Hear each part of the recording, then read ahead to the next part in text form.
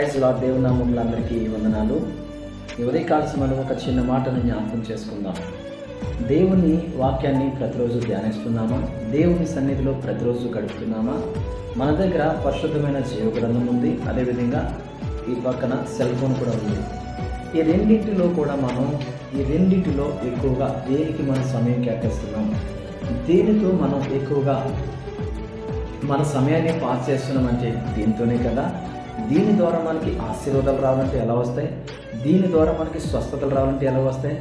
దీని ద్వారా మన బ్రతుకులు బాగుపడాలంటే ఎలా బాగుపడతాయి?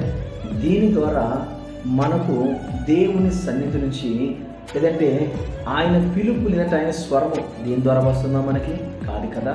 ప్రియా దేవుని సంగమా, దీని ద్వారా నీకు దేవుని ఆశీర్వాదాలు వస్తాయి. దీని ద్వారా మన బ్రతుకులు బాగుపడతాయి. దీని ద్వారా దేవుని స్వరాన్ని మనం వినగలుగుతాం, దేవుని మాటను మనం వినగలుగుతాం. God bless you.